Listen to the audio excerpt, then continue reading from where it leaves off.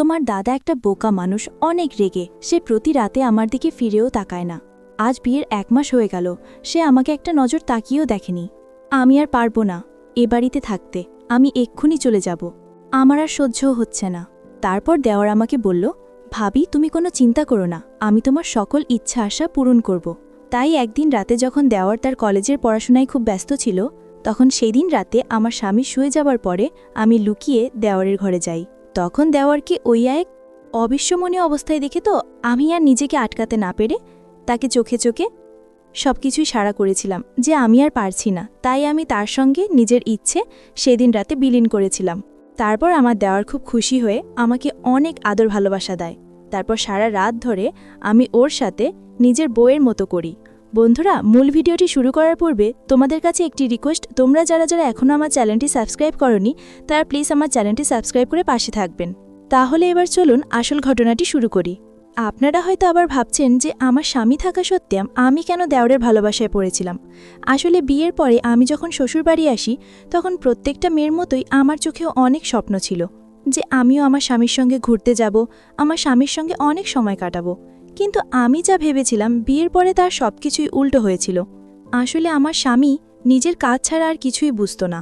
সে তো সবসময় নিজের কাজে ব্যস্ত থাকত এবং সে এতটাই রাগী স্বভাবের ছিল যে আমার একটু কিছু ভুল ত্রুটি হলে আমার উপরে বকাবকি চিৎকার চেঁচামেচি শুরু করে দিত। শুধু তাই নয়, কোনো কোনো সময় তো আমাকে অনেক সময় মারধরও করত। এভাবেই আমাদের বিয়ে হতে প্রায় 1 মাস হয়েছিল। আসলে প্রথম থেকেই আমার স্বামী আমার প্রতি কোনো গুরুত্বই দিত না। এমনকি বাসর রাতে আমার স্বামী ফোনে তার ক্লায়েন্টের সঙ্গে হিসাবপাতি করতে ব্যস্ত ছিল। আর বাসর রাতে স্বামীর অপেক্ষা করতে করতে আমিও শুয়ে পড়েছিলাম, কারণ আমিও তো অনেক বেশি ক্লান্ত ছিলাম। তারপর সকালবেলা যখন চোখ খুলে দেখি তখন দেখি আমার স্বামী স্নান করে তৈরি হয়ে আমাকে ঘুম থেকে তুলে বলেছিল তাকে নাকি আগামীকালকেই এই অশোকনগরে চলে যেতে হবে জরুরি কাজের জন্য। আমি তো কোনো কথা না বলে শুধু স্বামীর দিকে আশ্চর্য হয়ে তাকিয়েছিলাম, কারণ স্বামী তার কাজকে এত বেশি প্রাধান্য দিত যে আমাদের বাসর রাতটাকেই নষ্ট করে দিয়েছিল। ওই বাসর রাতের জন্য আমি যা স্বপ্ন নিজের চোখে সাজিয়েছিলাম, আমার সেই স্বপ্নগুলো ভেঙে চুরমার হয়ে গিয়েছিল। বিয়ের 2 দিন পরেই সে 15 দিনের জন্য অশোকনগরে চলে যায় নিজের কাজের জন্য, এবং যাওয়ার সময় সে তার ভাইকে বলে গিয়েছিল, রোহান, তার ভাবিকে খেয়াল রাখিস।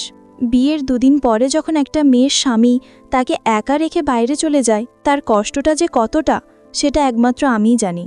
তারপর বিয়ের 2 দিন পরে আমার স্বামী যখন অশোকনগরে চলে যায়, তারপরে তো আমি নিজেকে খুব একা মনে করতাম। আমার স্বামী আর দেওয়ার এরা 2 ভাই। আমার দেওয়ার বয়সে আমার চাইতে 5 বছরের ছোট। শ্বশুর শাশুড়ি তো অনেক আগে মারা গেছেন। স্বামী যখন 15 দিনের জন্য অশোকনগরে চলে যায়, তারপরে স্বামীর সঙ্গে কাটানো 2 দিন মনে করে একা একাই সময় কাটাতাম। আর স্বামীর সঙ্গে কাটানো 2 দিনের মধ্যে তো স্মরণ করার মতো সেরকম কোনো কিছু স্মৃতি ছিল না। তাও স্বামীর চেহারা ও কথাবার্তাগুলো মনে করতাম, কারণ আমার দেওয়ারও তো সারাদিন বাড়িতে থাকতো না। সে তো সকালে খাওয়া দাওয়া করে কলেজের জন্য বেরিয়ে পড়ত। আমার স্বামী দেখতে খুব একটা ভালো না হলেও আমার দেওয়ার কিন্তু ভীষণ সুন্দর, এতে খুব একটা ভুল ছিল না। তারপর সেদিন স্বামীর দূরনগরে চলে যাওয়ার পরে আমি যখন বাড়ির সমস্ত কাজকর্ম করে পরে সন্ধেবেলায় অনেক বেশি ক্লান্ত হয়ে আমার ঘরের বিছানায় শুয়ে একটু আরাম করছিলাম, ওই সময় বুঝতে পারি যে আমার দেওয়ার বাড়ি এসেছে। তারপর সে আমার ঘরের দরজায় নক করে আমার ঘরের ভিতরে ঢুকতে আমাকে সন্ধেবেলায় শুয়ে থাকতে দেখে জিজ্ঞেস করল, ভাবি, তোমার কি শরীর খারাপ? আমি তখন বিছানায় উঠে বসে বললাম, না গো, শরীর খারাপ নয়। বাড়ির কাজকর্ম করার পরে আমার শরীরটা অনেক বেশি ক্লান্ত লাগছে, তাই একটু শুয়ে আরাম করছিলাম। কিন্তু আমি জানতাম ওই সময় আমার মন খারাপ ছিল। কিন্তু আমার মনের পরিস্থিতি আমি তো আমার দেওয়ারকে বলতে পারছিলাম না যে আমার মনের মধ্যে কি চলছিল। কিন্তু তাও জানি না কিভাবে সে আমার মুখ দেখে বলেছিল, ভাবি, তোমাকে দেখে তো মনে হচ্ছে দাদা চলে যাওয়ার জন্য তুমি অনেক কষ্টে আছো এবং তোমার মন খারাপ আছে। দেখো ভাবি, তুমি কিন্তু আমার থেকে কোনো কিছুই লুকোতে পারবে না। আমি কিন্তু মুখ দেখে এসব কিছুই বুঝতে পারি। আর দাদার জন্য যে তোমার মন খারাপ আছে সেটা তো আমি স্পষ্টভাবেই বুঝতে পারছি। তুমি একদম মন খারাপ করো না। দাদার অনুপস্থিতিতে তোমার দায়িত্ব এখন আমার ঘাড়ে। তাই যতদিন দাদা বাড়িতে নেই ততদিন তোমাকে খুশি রাখার দায়িত্ব আমার। তারপর আমার দেওর আমার কিছু বলার আগেই আমাকে বিছানা থেকে নিচে নামিয়ে বলল, ভাবি, চলো আমার সঙ্গে। আমি তোমাকে এক্ষুনি আমাদের এখানকার স্পেশাল ফুচকা খাওয়াবো, যেটা খাওয়ার পরে তোমার মুড একদম ঠিক হয়ে যাবে। দেওরের কথা শুনে তো আমার মন মাজা এমনিতেই চাঙ্গা হয়ে উঠেছে, কারণ আমার স্বামী এবং আমার দেওরের মধ্যে সম্পূর্ণ আলাদা রকম হাবভাব ছিল এবং তারা দুভাই সম্পূর্ণ আলাদা স্বভাবের ছিল। আমার দেওয়ার তো আমার সঙ্গে ভীষণ কথা বলতো, সে খুব খোলামেলা স্বভাবের ছিল। তারপর দেওয়ারের কথা শুনে আমি আর না বলতে পারিনি। সেদিন প্রথম আমি দেওয়ারের সঙ্গে বাইরে বেরিয়েছিলাম এবং তার সঙ্গে ঘুরে আমার মন খুব তরতাজা হয়ে উঠেছিল। এইভাবে ধীরে ধীরে 4-5 দিনের মধ্যে আমার দেওয়ারের সঙ্গে খুব ভালো একটা বন্ধুত্বের সম্পর্ক তৈরি হয়েছিল।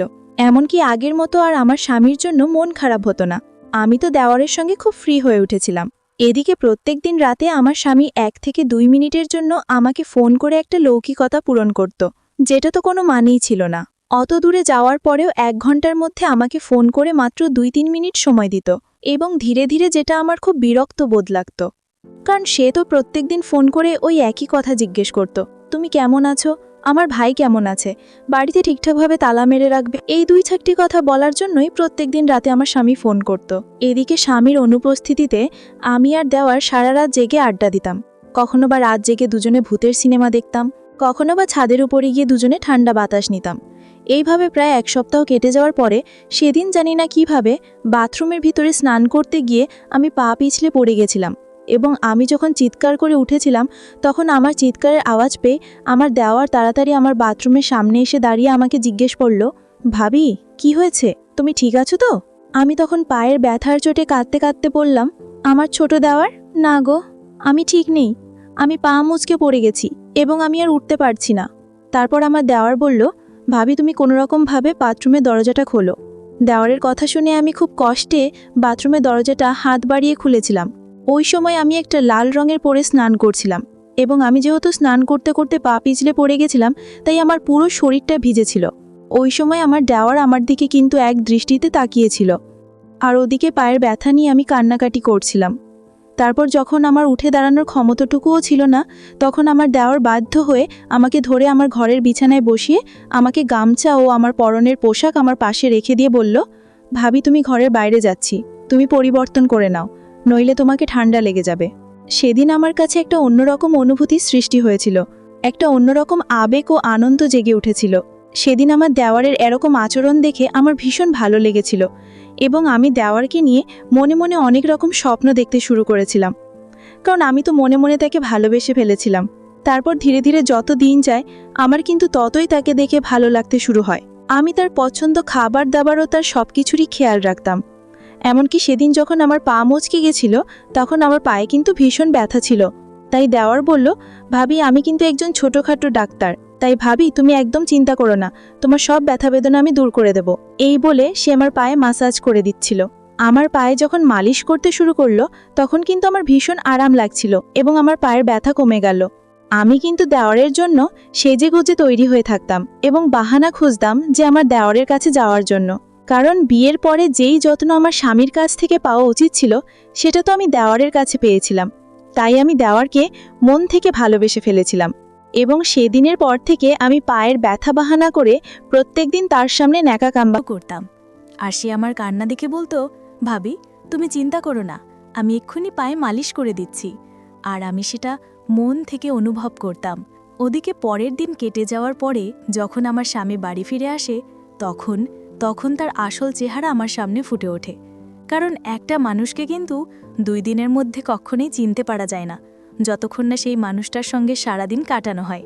একটা মানুষের সঙ্গে আমি যত সময় কাটাবো ততই আমি তাকে চিনতে পারবো। এদিকে আমার স্বামী বাড়ি ফিরে আসায় আমি কিন্তু খুশি ছিলাম না, কারণ আমি দেওয়ারের সঙ্গে খুব ভালো সময় কাটাচ্ছিলাম। দেওয়ার আমার মনের ইচ্ছা পূরণ না করলেও সে আমার খুব যত্ন করত এবং খুব খেয়ালও রাখত। কিন্তু আমি এটা জানতাম না যে দেওয়ারের মনে আমার প্রতি কী ছিল। আদৌ কি সে আমাকে মনে মনে ভালোবাসত, নাকি সে আমাকে নিজের দাদার বউ মনে করে শুধু আমার যত্ন করত? আমি তো কিছুই বুঝতে পারছিলাম না যে দেওয়ারের মনের মধ্যে আমার প্রতি কী ছিল।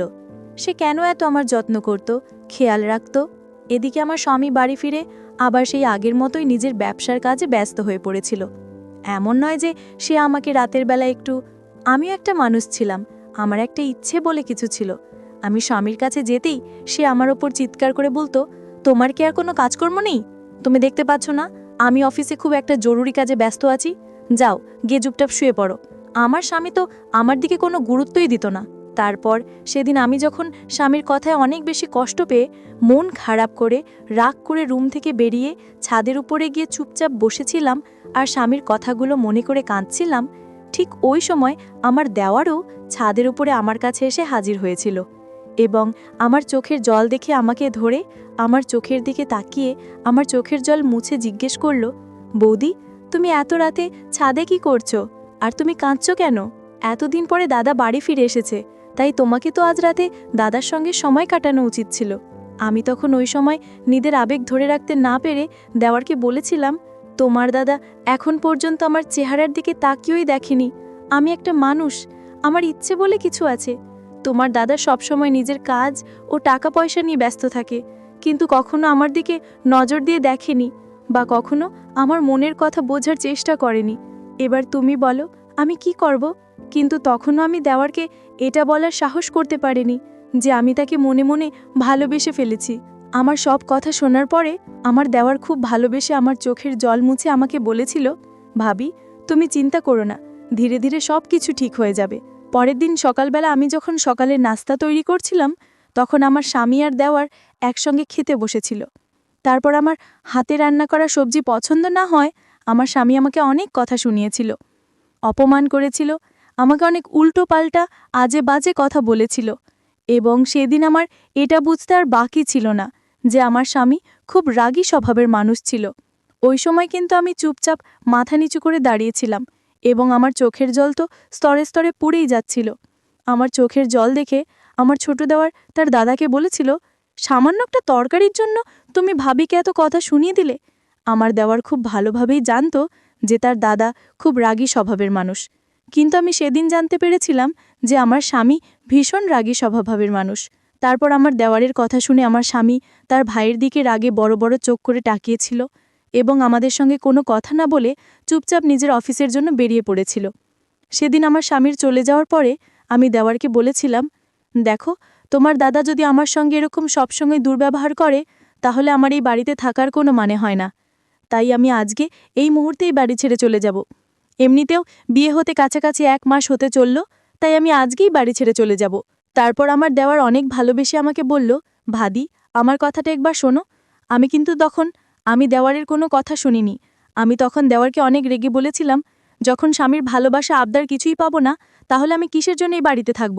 আমি যখন রাগ করে জামাকাপড় সুটকেস গোছাতে শুরু করেছিলাম, তখন হঠাৎ করে আমার দেওয়ার বলেছিল, তুমি একদম চিন্তা করো না, আমি এবার সব কিছু ঠিক করে দেব।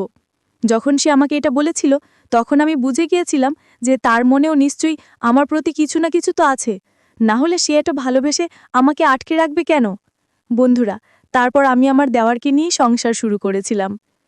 বন্ধুরা, আজকের গল্পটা এখানেই শেষ করলাম। ভালো লাগ